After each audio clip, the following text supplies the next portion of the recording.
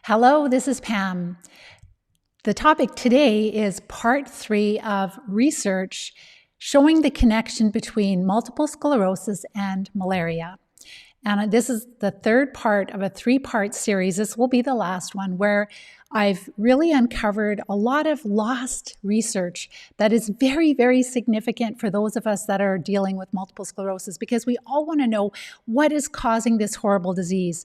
And what I have discovered is that there's at least well over 100 years of research linking multiple sclerosis to malaria, where a lot of researchers in the past and doctors felt that MS was caused by malaria.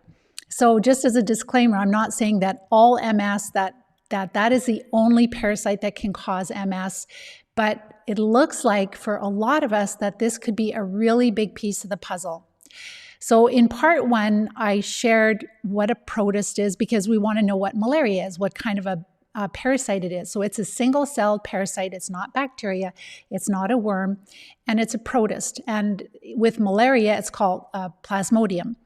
And we talked about research, quite current research that came out of the University of Calgary, that's Alberta, Canada, just in the last few months, where they were giving MS patients that had primary progressive multiple sclerosis, they were giving them hydroxychloroquine, and they were finding that over the course of a year and a half that they had a significant decrease in the progression of disability. They could measure it and compare it to control. So that's really, really significant. You guys make sure to type in your questions, say hello. I just want to make sure that you can hear me because I just never know with the internet here, or with, I should say, not the internet, but just with technology, it should be good. But type your questions in the question box, say hello, and I'm going to carry on. And what I would love for you to do is, if you enjoy these topics, please share this with others. You are the foot soldiers. You are the only ones that are going to help bring this truth out. So I'm doing all the research. I'm doing the hard work, the heavy lifting, getting all the information together. And then if you could send it out to others, other groups, people that you know are looking for this information, maybe certain practitioners or groups, because we have to help this whole movement to move towards dealing with the cause of MS so we can get our health and our life back. We can recover from the parasites once we learn, but we want this to end for everyone because we know what it's like, myself included, to be diagnosed with MS, to suffer with these parasites, to have these horrible, disabling symptoms, and then to recover. So we want to bring an end to this misery. So again, part 1 was all about the research. Awesome, you guys are all there. It takes a couple of minutes for people to join in. And with malaria, again, it's a single-cell parasite, and malaria and Babesia are both protists, single-cell parasites. So you may have heard of Babesia. It's one of the vector-borne infections. So we're talking about malaria, but they're very, very similar. So maybe you don't have malaria, and there's also different species of malaria that we can have. So they're cousins. But maybe we have Babesia and we don't have malaria, but they're single-cell protists that these ones will infect our red blood cells, and I shared in the part 2 of the video series. So if you haven't watched them, make sure to go watch them later on. I shared, number 1, just the similarities of, the distributions of the old malaria maps versus the distribution of MS. And we also talked about how the author was sharing the findings of where they found antibodies to malaria and also the malaria parasite in MS patients, but not in healthy controls. So they always do a control, they always will, a good study will take a group of people that they're testing, but then they'll take people that don't have it and they'll see, was the malaria or the parasite or the antibodies in both healthy people and MS? And no, it was just in the MS patients. And so through the findings of, looking at the United States of where MS is located and where malaria was located, and I didn't know that malaria was a thing in the United States. I thought it was just in tropical climates, but I learned a lot through this. So their conclusion was that an infection with these malarial parasites in early childhood. So if we got sick, so if we were in an area in the United States or other countries, so this is European countries, etc. I haven't got much about Canada yet, I don't know, but in European countries and in and probably in Canada too, but in European countries and also in the United States, if there's an epidemic of malaria and people, as a child, we get the infection, then we have immunity to it. But then as the epidemic is being treated, then it's not like the malaria goes away totally, because the mosquitoes are still carrying malaria. So in time, maybe if we treat enough of the population, then it's not going to be an epidemic, but it's still present as a silent infection. So mosquitoes can still have small numbers of the parasites in them, which sometimes will infect us and sometimes won't. We'll talk about that in a minute. But then if we don't have immunity against malaria and we become infected by a mosquito that has the malaria parasite in it, then we can have this silent chronic infection of malaria. And I believe, this is just my own personal belief, is that, like, for someone like myself, I had dysbiosis for many years before I came down with the neurological symptoms of MS. I had gut issues, gas, constipation, stomach aches if I ate Chinese food when I was a kid, and a lot of constipation. Couldn't eat hamburgers, Chinese food, always, would have to lay down, and I had a stomach ache. So those of us that have dysbiosis, it taxes our immune system. And then I'm just like, as I'm doing this research, I'm like, I actually went down to New Orleans, and I've been to Europe and I've been to Africa. Way back when I was young, before I was diagnosed with MS. So did I get, could I possibly have got it here? Could I possibly got it when I was traveling a little bit? I don't know, but it's really fascinating. It starts to really make you think. So make sure to type your questions in the question box, and I'm going to come back to that after. So part 3 is today. And so there's a 2-part study that Kistler, he's the author, he's a researcher, and he's put this information together. So I'm just pulling it from his studies. There's a part 1, which I did last week.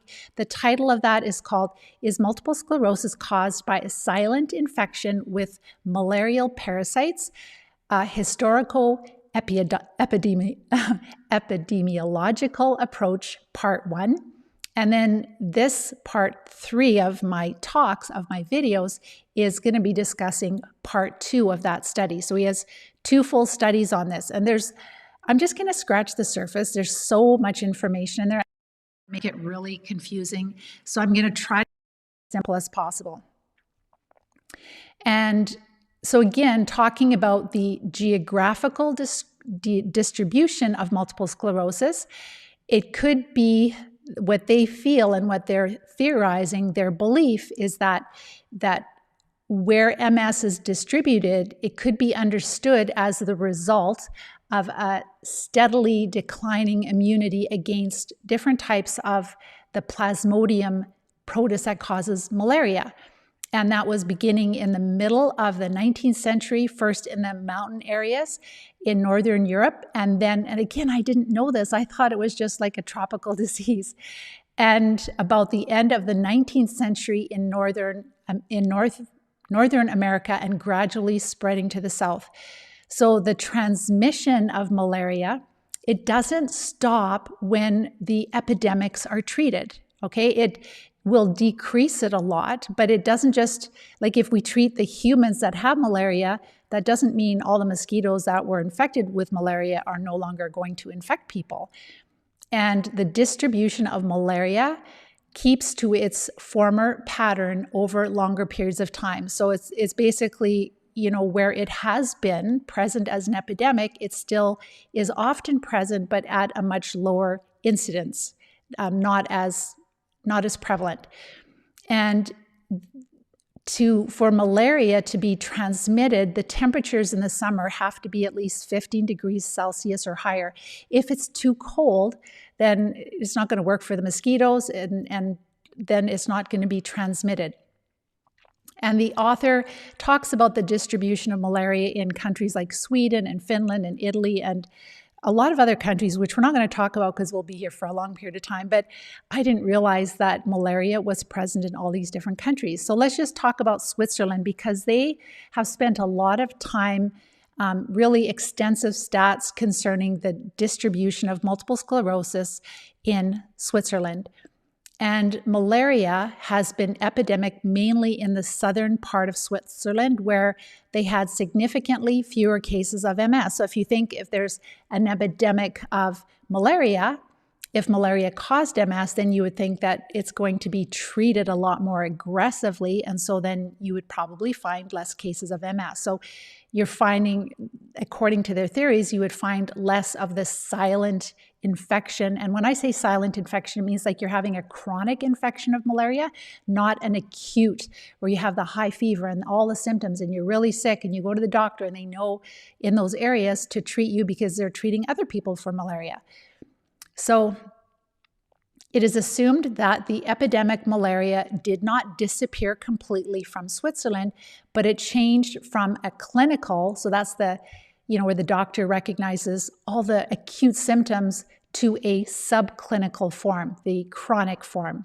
So in 1970, a couple of different researchers, they published a paper about the seasonal, and this would be really interesting to follow up on if any of you love researching, but to really look at the seasonal incidence of bouts of MS in different areas of Switzerland. So they were looking at the seasonality of MS, and they found that they had the greatest number of MS cases in the spring and very few in the autumn seasons. So there was a very significant difference between the number of people that were diagnosed in the spring versus the people that were diagnosed with MS in the fall. And this phenomena was, so what they discovered was consistent with another researcher who looked at the seasonality of malaria, again finding that it was consistent with the seasonality of MS. And then another thing they found is that at high altitudes, there is little to no transmission of malaria, which would make sense. If it's very high altitude, the mosquitoes, it'll be too cold and there's not going to be a lot of transmission. So it's not that it's totally gone, but it's less, right? And if there's less transmission, there's more opportunity for the chronic infection, the chronic malarial infection. So malaria could not be found in Germany above 400 to 500 meters, which means that at higher altitudes, you would think that the MS would be higher incidence because there would be less immunity. There might be more of the chronic infection, the chronic state there. And in fact, they do find a positive correlation between MS and altitude. So it's not just your distance from the equator, because that's what I always thought it was. I always thought that it just had to do with, in Canada, we're at a certain latitude. I can't remember those latitude or longitude, but we're at a certain distance from the equator, and then some of the European countries would be similar, and that was the reason for the higher incidence in MS. But in Kistler's collecting all this research, he's found that no, like in certain areas that are maybe not as far away from the equator, but maybe some of the citizens live in mountainous areas. So it might be like in the valleys, it might be a lot warmer, but if you live in a mountain area, hop higher, and you're still in that, like closer to the equator than, let's say, Canada, then there is a higher incidence of multiple sclerosis there. So they would feel that, so for example, with states like Montana, Idaho, Wyoming, Oregon, and Washington, they have mountains in the areas, those would be issues. And then this was true for towns also in Norway, Czechoslovakia, Sardinia, and also Italy, where the altitude of the town was really important with respect to the incidence of multiple sclerosis, but also the incidence of malaria will be less in higher altitudes. So again, it's not just how far you are from the equator, but now it's like, oh, well, it's how high you are up, where the temperature will be cooler and there will be less chance for transmission. Not totally gone, but less chance. So they were saying if somebody was born and raised in a town which was in a higher altitude, so much higher up, cooler climate, they probably didn't acquire immunity to malaria. And then if they left those smaller mountainous towns and went down to a lower altitude where they maybe went to school and got a job, etc., then they were exposed to a higher malaria transmission. So they're saying that just because we don't have the epidemic of malaria doesn't mean that we don't have malaria in our society. It's just more of this silent infection. So we're ignoring it. Just like we ignore roundworms and we ignore tapeworms and we ignore flukes and we ignore fungal infections and we ignore Clostridia infections, we ignore malaria. So it's not too hard of a stretch to.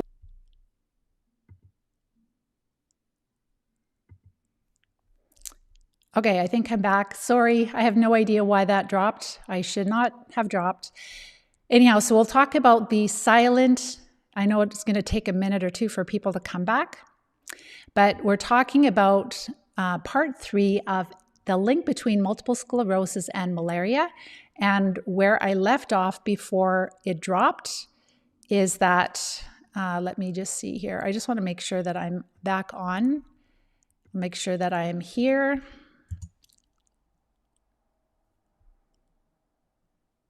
Yes, let's see here.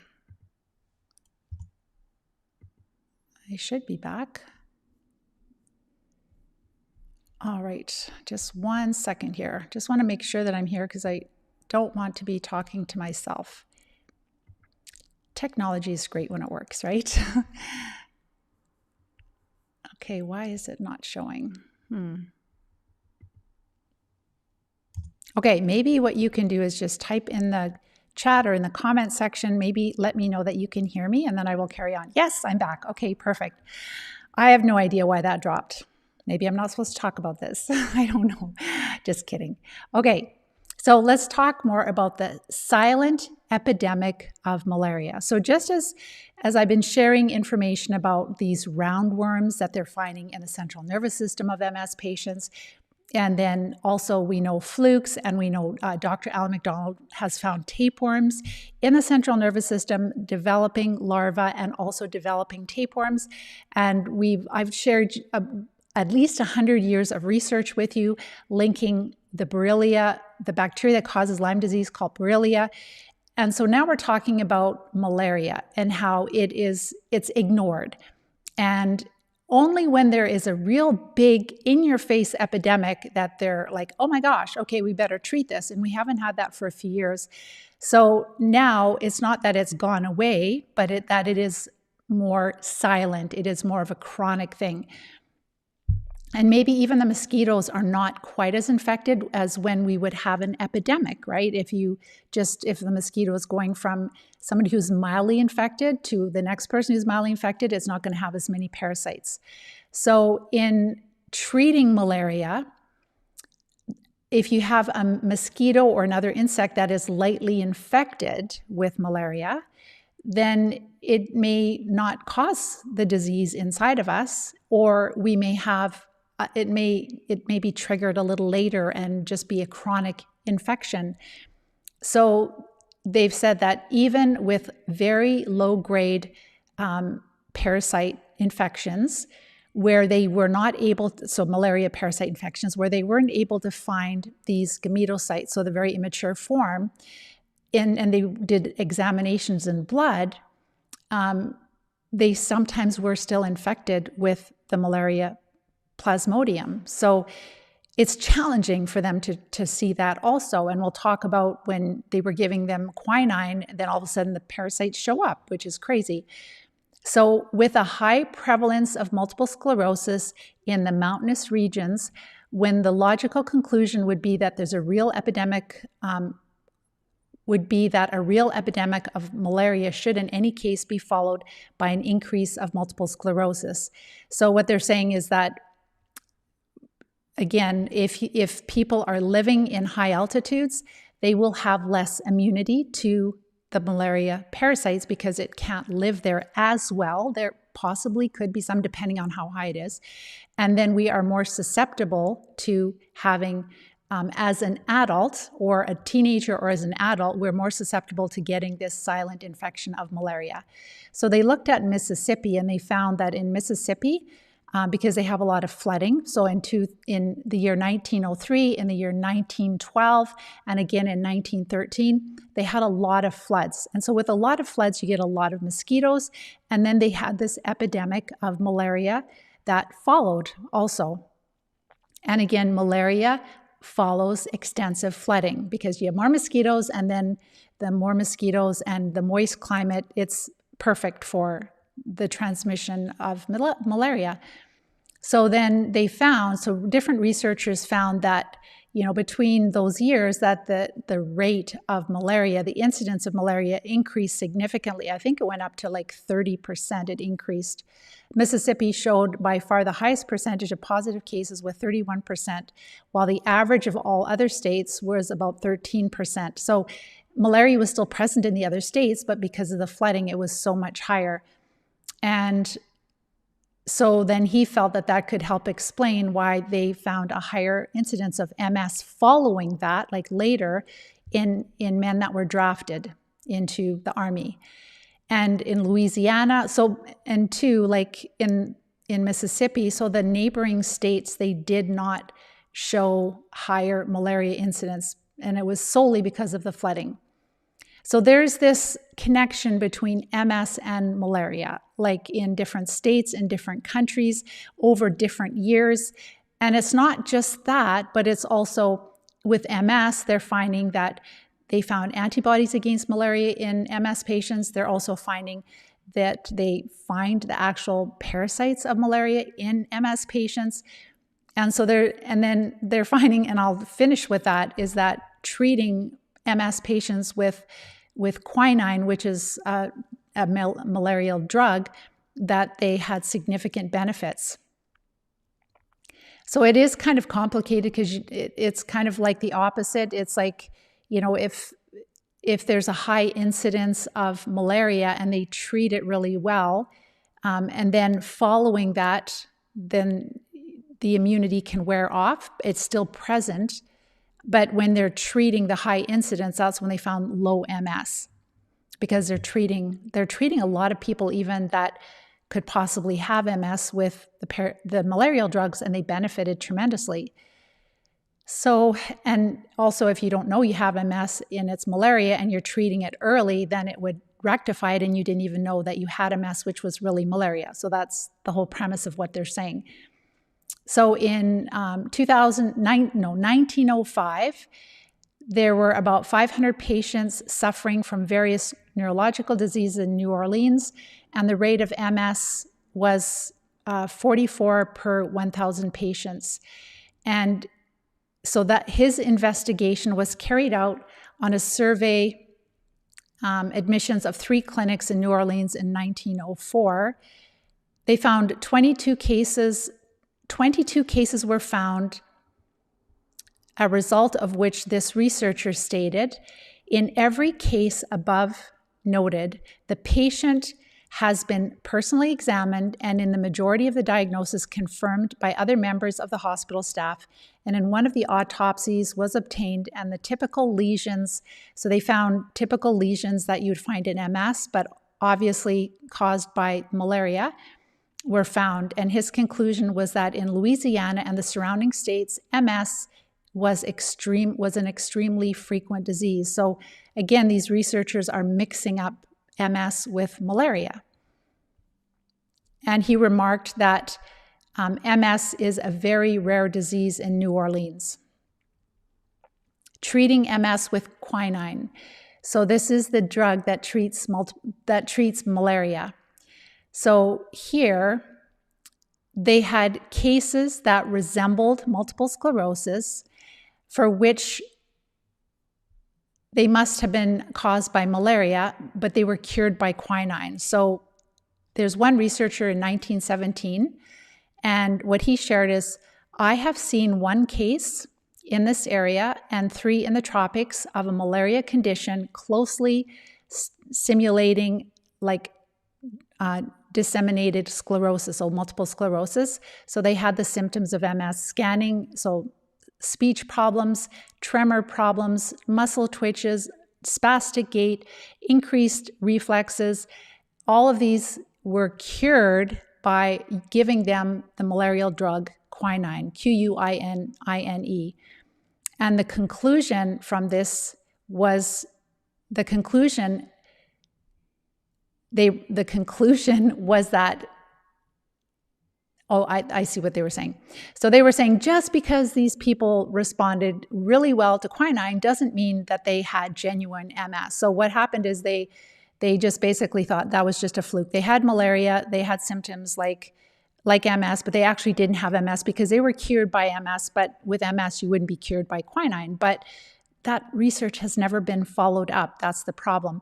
But then later in 1963, another researcher, he included quinine in a list of 25 different treatments that he had significant successes with in treating MS.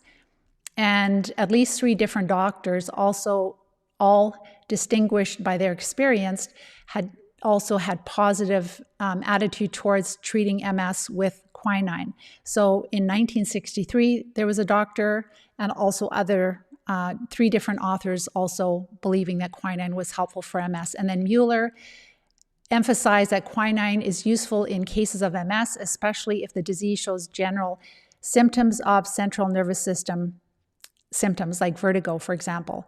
So that's Mueller. And then Marburg, an important promoter of MS researcher in Germany in the 1920s, he treated MS with quinine, which he found to be helpful also. And then Bricker in New York, who treated 50 MS patients over 5-year periods between 1930 and 1935, his conclusion was that the experience of 5 years with 49 patients seems to justify the conclusion that quinine is beneficial in cases of multiple sclerosis, especially in the early stages. He explicitly stated this again, a general view of the present status of the 49 patients as individual strongly indicates that quinine therapy has been helpful. And let's see. So Bricker again stated in 1932 that in some cases there was a slight regression. Okay, this is where I wanted to share. So they also found that this has to do with the Herx reaction. So I have a much better appreciation of the Herx reaction after looking at this. So the Herxheimer reaction was first, I'll have to look deeper, but it looks like it was first acknowledged by a researcher or by scientists where they were treating syphilis. And I've talked in previous videos about how syphilis is, just like malaria is so similar to Babesia, well, syphilis is very similar to the bacteria that causes Lyme disease. So they're part of the same family. And it was known that years and years ago when they treated syphilis, that sometimes people could have this very strong reaction. And so that's how the Herxheimer reaction name came into effect, where you get like a bit of a cytokine storm. You might get some different, you might feel worse before you feel better, a lot of symptoms. So Bricker stated in 1932 that in some cases, so when he was treating MS patients with quinine, he noticed a slight regression of some of the symptoms at the beginning of the treatment, but then that later, like once they recovered from those Herxheimer reaction type symptoms, then they later had significant marked improvement. And so that initial slump, so basically you're giving a treatment and then the patient feels worse, he felt was a favorable sign of that drug. And again, it was well known that this Herxheimer reaction can be a result of treating syphilis with different therapies that they used, whether it was antibiotics or others. So again, it is remarkable that quinine, and this is really interesting, so that somebody who looks like they are, like they don't have malaria, but due to symptoms, et cetera, like maybe MS, they're treating MS, and they give them quinine, so they may not find the malaria parasite in them before they start treating, but as soon as they start treating them with quinine, if somebody has a chronic low-grade infection of malaria, then all of a sudden the malaria bacteria or the protists, they're not bacteria, the protists show up and people can have symptoms.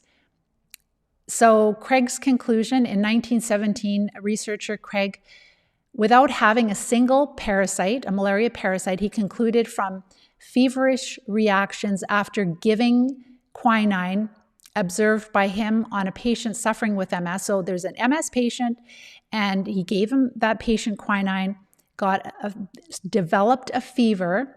They could not find a single parasite before, and they gave them quinine, and the patient developed a fever, and he believed that that patient probably had malaria due to the reaction that patient had when he was given quinine, because that's what they know what happens with these chronic malarial infections. And see if there's anything else I wanted to share here. And then in 1921, another researcher stated that the injection of small doses of quinine, again, a malarial drug, has been had become a well-known method of treating malaria. And when they did that, it showed parasites for the first time after the administration of quinine. So for people that don't have like acute clinical, where they can really diagnose malaria, but maybe they're treating MS thinking that might help, then they start administering quinine, and then all of a sudden the parasites start to rear their ugly heads. And they're not as prevalent in the body as if somebody's dealing in an area of epidemic. But it's interesting how, so that would also, like when you look at the research for MS, when they found maybe 20% of people that had MS showed parasites, maybe it's a lot higher. Maybe they were not able to detect them because they're hidden, right? They very often live in our red blood cells. They might live deeper in our tissues, etc. So it could be much higher. So this is really interesting. It'll be really interesting to see, which people take this to their doctors and which doctors will help their patients, and really try to see if treating malaria is going to be really helpful. Again, my suspicion is that it's really important to treat dysbiosis too, but maybe for some people, treating malaria at the start will give them, kind of get them out of the danger zone of their symptoms. So another researcher in Switzerland re-examined the value of that method and in the diagnosis of uncured malaria infections in 1945, and remarked that it was advisable to look for parasites at the moment when the treatment of quinine was started. So again, if they suspect malaria but they can't pick it up, they give them quinine, and then they quickly look to see if they can find parasites in their blood. And so it seems to, and also the fever, like if they get a fever. All right, so I'm just going to go to your questions. I know that was a lot. So I'm going to dig deeper into this, but basically, and it is confusing. The problem is that you don't just end up with an area where you have an epidemic and then it's gone. So the epidemic could be dealt with, so you don't have a lot of people with really strong symptoms of malaria, but malaria can still be present. And that's a really big mental shift that we have to make, because our doctors, they can only measure acute infections. They can only measure when we have a high fever, when we have a sore throat, when we have pus in our throat, or like redness, swelling, pus, high temperature, or changes in our, let's say our blood, like if we have higher white blood cells, etc. So we're not used to understanding that there can be these chronic infections that we live with for years that can't be picked up because our doctors don't have the test to recognize. And then there comes this tipping point, and it's usually due to the environment, like not enough sleep, high stress, the overuse of antibiotics, eating the wrong foods, all of these other factors, when we're kind of like this walking time bomb, and then the environment really gets us to the place where our immune system can no longer kind of hold it all together, and then we end up with more of a problem. And it's showing that with MS that it's, these hidden chronic infections can cause a lot of symptoms. So it's not like a blazing in your face infection. That's the thing. So there's this, I hope that, and if I confused you, I'm sorry, because it is quite confusing. I tried to simplify it, but basically there's this huge connection between the incidence of malaria and also MS. all right, and also where malaria will be in certain parts of the world, in certain altitudes, and where MS is more prevalent also.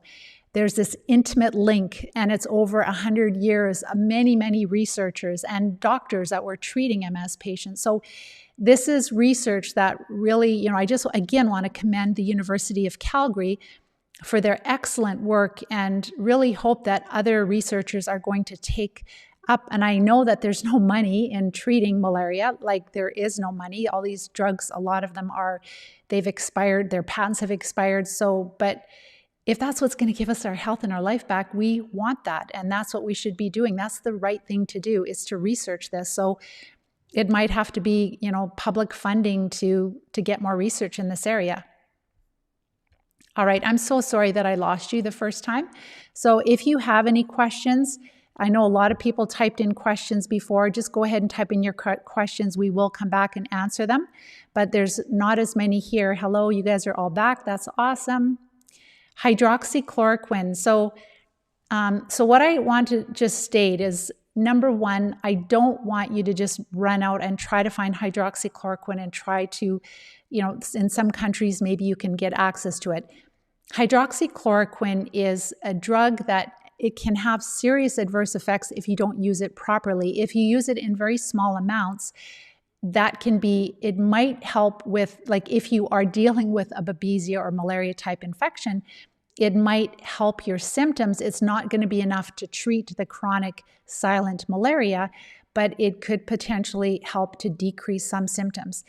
So we've worked with over 1,000 students that have multiple sclerosis, and we found, we have not been treating malaria yet. We haven't even done that, and we have a lot of people that have recovered. So could it be that some of us have this chronic malaria babesia infection, but we've seen a ton of large roundworms up to 2 feet long. We've seen in myself intestinal flukes, and also in research like tapeworms. So we know that we have a lot of different types of worms.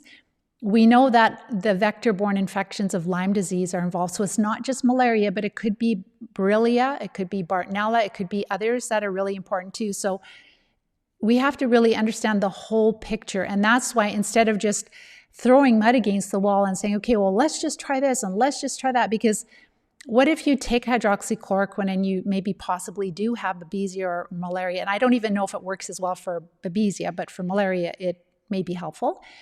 And, what if it just gives you, let's say, 25% symptom improvement, but you still feel awful? And what if Borrelia is a bigger problem for you?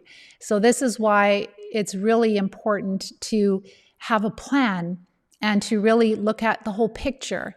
And with treating, it's very challenging to treat these chronic infections. It's not like when you have strep throat or tonsillitis and you go to your doctor and you just get a week or 2 weeks of antibiotics and you're fine. This is not how it is with these parasites. Once they have gotten deep into your tissues, into your organs, into your central nervous system. So it really takes strategy. But when you're doing things properly, like with the Live Disease-Free plan, what we do is we stop feeding the infection, so decrease the food to them. We support the body. We really promote immune modulation, so making sure we're detoxifying our bodies naturally, so opening up the detox pathways, make sure we're sleeping, decreasing environmental toxins, so we're feeling a lot better before we start treating. That's really important. And then to be energy tested to see, do I have a lot of big worms? Do I have the vector-borne infections of Lyme disease? Do I have a lot of fungus? Do I have some bad bacteria, etc.? And then just systematically knocking back all of them. And then because a lot of these worms, they infect us. So we know that the filarial worms, they carry Borrelia. So that's been documented, the bacteria that causes Lyme disease. And then the flukes, I just discovered that they carry Ehrlichia, which is another horrible parasite that will make you sick. And so if you just focus on the littlest of the parasites, but then you have these bigger worms in you that are infecting you with all these other things and suppressing your immune system. So what if you get bitten by another mosquito that has Plasmodium in it, just, at whatever time of year where you live? So you have to correct the dysbiosis. You have to, and that's really important for allowing your immune system to have a breather, to be able to do its job, not to be overwhelmed. So that's a much smarter way, because otherwise, if you just keep treating, if you're in the state of dysbiosis, having a lot of different types of parasites in you, and you're just treating malaria or babesia, whatever it is, and then you get, again, bitten by a mosquito or a tick, and it's not just ticks, it's mosquitoes or any biting insect, and then you keep getting reinfected. So we have to live with these parasites. They're in our environment, but we just have to make sure that we just help to restore balance, and that's the key. So you're, number one, you have to really know how to use hydroxychloroquine properly, and it may not be the right treatment to cure you, right? So I've talked about in the past where in some countries there's artesunate, which is the extract from wormwood, which is an injectable form your doctor can do. It's not available in North America, unfortunately. So that would be a better option. That would be great. But again, working with somebody and just using like an oxygen type therapy and maybe wormwood, until you are, and again, this is educational purposes. I'm not diagnosing or treating any of you, but this is why you need help to know what to do, so that, and maybe it isn't that babesia or malaria is your biggest, maybe it's Borrelia, maybe it's worms, etc. Maybe it's the filarial worms. And the frustrating thing is that it's not a cookie cutter treatment plan for everyone. We have students, hundreds of students that have treated parasites, and they all have individualized plans depending on what they tested well for. So when we go on antibiotics and then we're exposed to parasites in our environment, it's like whatever parasites were in your environment, that could be what is causing your symptoms. So hopefully that helps you to understand that there's no magic cure pill to treat MS or any chronic disease. That's the honest truth. If I find one, I will let you know for sure. So, but hydroxychloroquine, it is helpful for rheumatoid arthritis and it's helpful for lupus if used properly, very low doses, and it may be helpful for MS. But if you want to cure multiple sclerosis, then just taking hydroxychloroquine at the same doses that rheumatoid arthritis or lupus patients take, it's not going to cure you. That is the problem. Hi, Gail, Quinine, hello. Thank you for sharing, all of you guys. Thank you so much. That's the only way we're going to get different discussions. We need to get all of the people in the different areas that are talking about integrative health. We need to get them talking about all of this research. Better to go to Africa for treatment. You never know. How do you treat? So Deborah, if you haven't watched my masterclass training, make sure to watch it. I will post it in the description of this video, but also if you ask with the comments, we'll post it in your comments. And just so you know, I am going to be moving off. I'll still do a short introductory video on topics, but I want to share a lot more with you that I can share with you, but I can't do it here because of the control. Let's just put it that way. So I'm going to be doing more like Zoom meetings where you guys can join me there, and then I am more free to talk more openly about, just things that you can do that are safe, that can help you to start feeling better already. And are you finding malaria diagnosis in your students? So this is new. We haven't been looking for malaria. So we have, for sure, we've known that babesia is one of the protists. So it's a protist like malaria. It infects our red blood cells, and it is very common in MS, in multiple sclerosis. But I didn't know about the malaria connection. Another really interesting thing that you will find is that one of our students that recovered from MS, she worked in a hospital in the dialysis unit. And she said that for people that had like a kidney transplant or kidney disease and they were going through dialysis, then they would have really bad muscle cramps, like really, really bad muscle cramps. And guess what they gave them for their muscle cramps? Hydroxychloroquine. It's like, really? So if they give people that are having kidney disease that have terrible muscle cramps, and apparently if you look up hydroxychloroquine for any, I think they call it idiopathic, like any muscle cramps that they don't know what causes it, hydroxychloroquine is helpful for that. And I'm just like, well, why wouldn't they give that to people who have multiple sclerosis, who are suffering so terribly from the spasticity? Why wouldn't they give that to them? Maybe it would help them in too many ways, and then there wouldn't be a need for these $100,000 immune suppressive drugs every single year. I'm just asking. I don't know. I'm just wondering. Hello from Michigan. They don't want to acknowledge. Just seeing if there's any questions. Lots of comments. So is there treating helminths? So is there HERD when treating helminths? Herxheimer. I'm thinking you're saying Herxheimer reaction.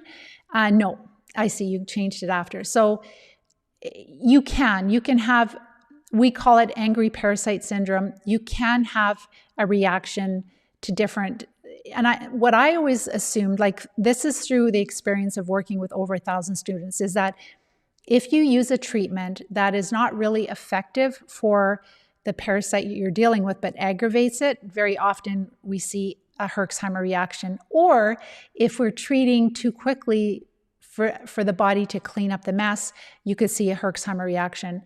But now, like looking back and you know, with the history of syphilis, that's how it was coined. So there's so many different things about Herxheimer reaction. So for example, with filarial worms, with some of them, they carry this bacteria that when you treat the worm, if they release the bacteria, it causes a strong immune reaction. So there could be multiple reasons why we have these immune reactions. And it could be sometimes the metabolites from some of the parasites. So it's not always going to be one thing. So to avoid Herxheimer reactions, again, with the Live Disease-Free plan, we stop feeding the infections, we make them more quiet, and the inflammation starts to go down. We start to feel a lot better. We support the body in a lot of ways. We make sure we're having daily bowel movements. We're sleeping well at night.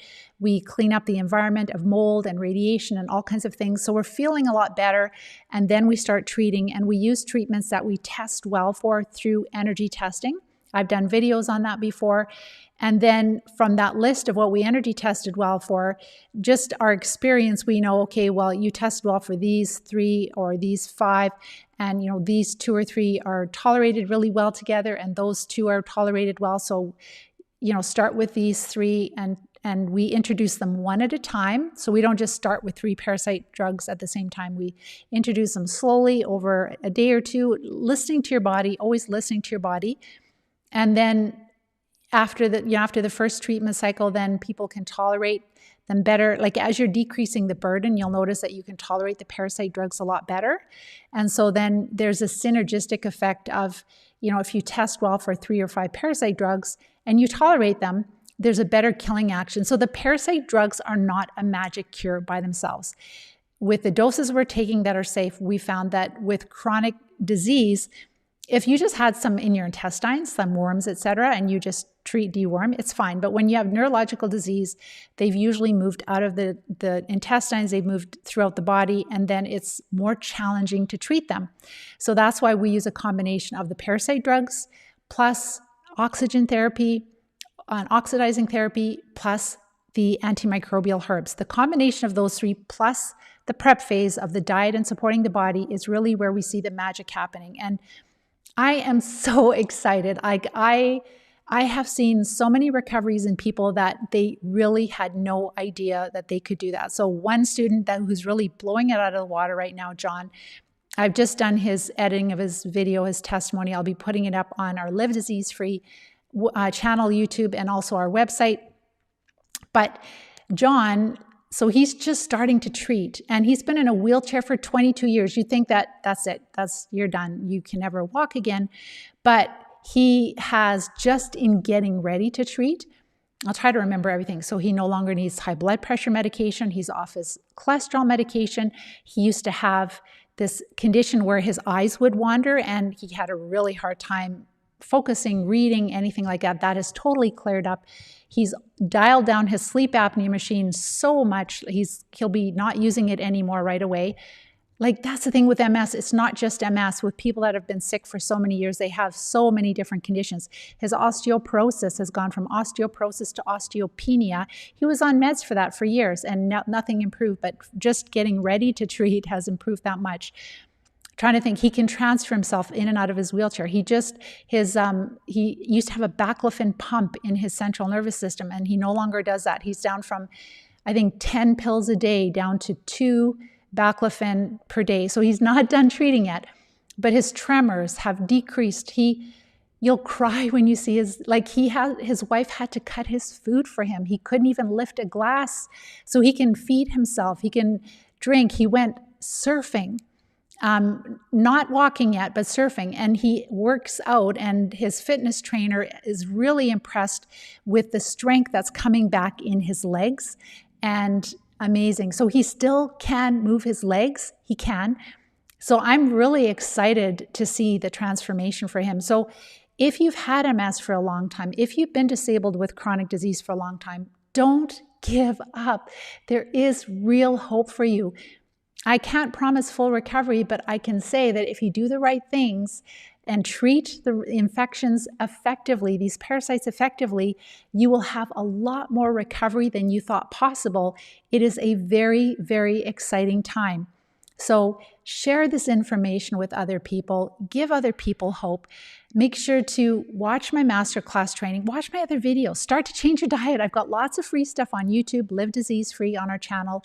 And there's a diet section, there's a testimonial section, successes. There's learn about the infections. Before people end up talking to me, they've usually gone through a lot of the videos and they're just like, you nailed it. This is exactly what I've been looking for. This is the missing link. This is what I've been looking for. This makes so much sense. And so go through, that's why I put that there, to help you to see that this is your answer. And if you need support, I'm here for you. I'm so excited to support you. We can do that in the Live Disease Free plan. So I'm going to see if there's any last questions, and then we are going to go. Yes, you have to treat these parasites in order to recover. And that could be too why, some people, they have relapses and then it settles down. It's like, certain things in our environment, whether it's too much stress, eating the wrong foods, not enough sleep, etc. And our immune system is weaker, and then the infections are stronger, and we have more inflammation, and then we make some changes, and then we get a little bit of a break. So, but we have to treat these infections in order to recover. If we don't do that, we will never, ever recover. So the IV was just that artesunate. It's a special patented form of wormwood, and obviously it has to be administered by a doctor. It is the choice treatment for malaria as what's written on the CDC website, but they don't make it available because they don't think malaria is a problem anymore. So Sherry, you haven't been on the videos for a while, but along with the information, the problem-specific solutions going to be given, along with the information, yes, I just gave you the solutions. I told you exactly what you need to do. The diet is free, it's online, so you can learn about the Live Disease Free diet.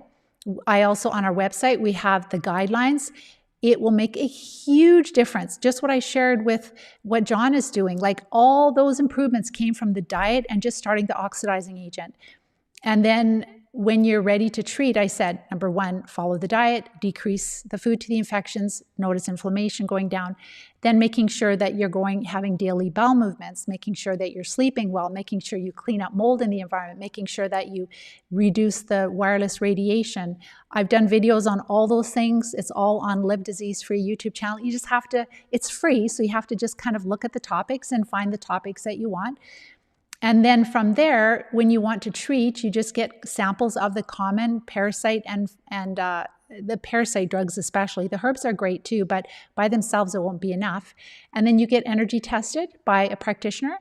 And then you can also, they'll give you a list, and then you need a practitioner to write a prescription. So you can either work with a practitioner to do that, or you can work with us. That's what we're here for. We've got the Live Disease Free plan. So I'm telling you all the steps that our students take to recover.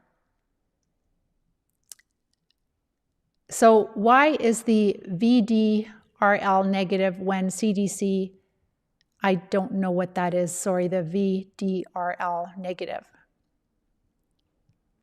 I'll look that up and I'll answer your question there. I'm not sure what you mean by that.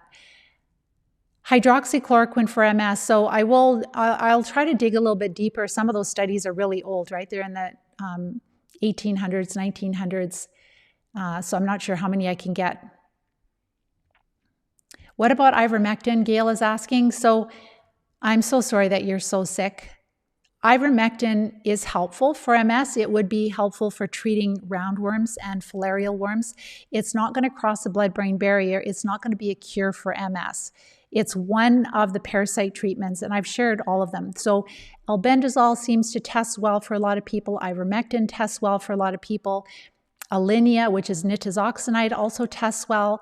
But again, you have to be tested to see what tests well for you through a practitioner, like a chiropractor that does applied kinesiology, or a naturopathic physician that does some type of, whether it's muscle testing or they use a machine. And then some people that would have more flukes and tapeworms, they might test well for praziquantel and also niclosamide. And now it might be worthwhile to test for hydroxychloroquine. And some students will test well for parental palmate. And I didn't know that parental palmate, it's more for roundworms, but it can also be helpful for treating flukes. And then there's thiabendazole, there's levomizole, those are not as common. There's fenbendazole now that is also, it used to be for animals, but now it's more, it's safe for humans, it's allowed for humans too. So again, you're not going to just take these treatments. You need to take the right amount. You need to work with someone, basically. And that's what we can help you to do if that's what you need. If you don't have a practitioner and you don't know how to find one, you don't know how to get help with that, that's what we do in the Live Disease Free program, is to help you get the care you need. And Gail, if you have babesia, then definitely it will be one of the parasites that so again, like if you have babesia, and you have worms and you're only treating the worms and you don't deal with the babesia, then you will have this chronic infection that will make you more susceptible to worms in the future too. So we want to decrease all of these different parasites, which is awesome. They always give muscle relaxers. Yes, they do. They'll give like baclofen, but apparently, which is really interesting, I think it was 1994 that hydroxychloroquine might have been over the counter, and it's been known for years that it helps with all kinds of muscle cramps.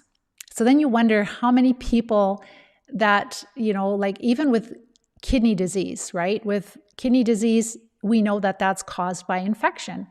And so it's really fascinating. Could it be that, some of the infection is definitely that these people with kidney disease have is an infection that responds to hydroxychloroquine. All right, so I'm going to let you guys go. There's lots more questions. Hi, Holly.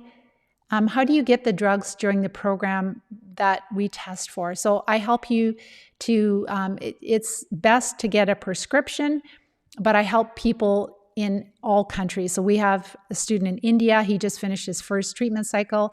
His balance is so much better. He's walking better. So it doesn't matter what country you're in, we have the tools to help you to get access to that. But you really need, and the frustrating thing, what I find is the biggest challenge is that you might find a doctor that says, yeah, that sounds interesting. Like if you're in a state where you really want to see if hydroxychloroquine helps you, take the study from the University of Alberta, photocopy it, take it to your GP maybe. Neurologists are not as open, but maybe your GP or your neurologist and say, have you seen this research? I would just like to see if it helps me in any small way. I know it's not a cure for MS, but I just want to see if it helps me. And maybe because, like don't say you have parasites, because they'll say you can't have parasites unless you've traveled.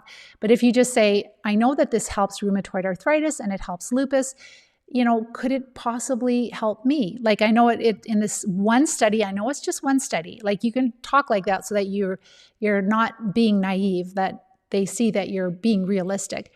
I know that this is just one study. It doesn't prove anything, but because I'm suffering so much and because these drugs have not helped me a lot, would you be willing to just write like how they treat lupus and rheumatoid arthritis? Would you be willing to give me just a trial to try and see if it makes a difference. And if you do that and you do have benefit, please let me know, because we need to actually do some studies on this for sure. Again, don't expect a cure because you're dealing with multiple infections, but maybe it will take some of the edge off of some symptoms. Again, you've got to follow if you want your life back, if you want to be like me and be MS free, you've got to do a lot more. So you have a question: once you were bitten by a tick and you had it in you for a few days before you found out on your back leg, and now you have numb weakness in your legs, balance problems, coordination problems. You were tested for Borrelia and it came back negative.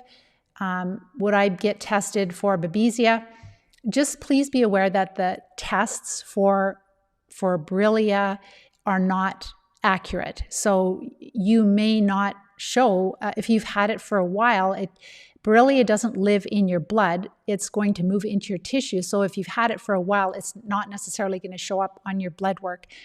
So what we do with our students is we have some students that don't have MS. They were just diagnosed with Lyme disease. They were treated by Lyme later doctors. They've done tons of antibiotics and they're still sick. And then we just go through the same plan. We stop feeding the infection so much. All of them love carbohydrates, so we decrease the carbs, follow the Live Disease-Free plan. We've shared with you enough so you can see that it's significant improvements when you get the carbs in the target zone. Then we support the body, and then we look to see what parasites you have. So chances are you do have Borrelia or Babesia, some of those. But if you start with treating that with antibiotics, you'll be very, very disappointed. You'll find that you might even be worse. With the students we've had with Lyme disease, as they treated the larger worms first, then the Borrelia was easy to treat. And so what I would do is if you follow a plan like this, is to treat the larger parasites first, and then we have an infection survey. It's about 14 pages long. And if you have a lot of symptoms of Borrelia and you still tested positive or negative for it, treat it. You can use a blend of herbs, which will be helpful for different types of the Lyme infections. And it's less than $100 for a bottle, and it's just herbs, and use that. But again, don't start with that, because you'll find that if you have all the other parasites, it's not going to stick. You're not going to get the results that you want. A lot of us are bitten not just by ticks, but by mosquitoes that are infected with the Lyme infections. And probably malaria too. A large number of people don't get Lyme disease and they don't get malaria.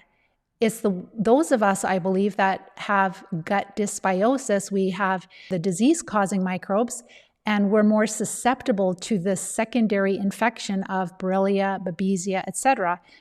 That's what I believe. That's what I've seen. And we have to treat all of it. But if we just focus on the smallest microorganism that's causing a sickness, the smallest parasite, we don't get the long-lasting recovery. Okay, we've gone on quite a while here. There's quite a few more questions. Thank you so much for your comments. Again, if this is new to you and you want to research this more, Live Disease Free on YouTube. I've got a lot of videos there, and also on our website, Live Disease Free.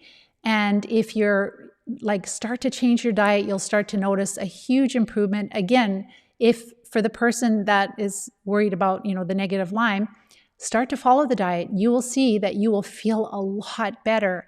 And then learn about the infections. If you need support, if you can't find a doctor that will help you, reach out to us. We've got different levels of program to help at some people want full support, some people want more of a self-directed support. We will help you wherever you're at, and it doesn't matter what country you're in. This is a skill that you have to learn so that you can actually play a really big part in your recovery. That's the only way that you're going to recover. So with that, I'll be back next week talking more about parasites. And again, just make sure to subscribe to our YouTube channel, and please share this if you found it helpful. And we'll talk to you next week. Take care and bye-bye for now.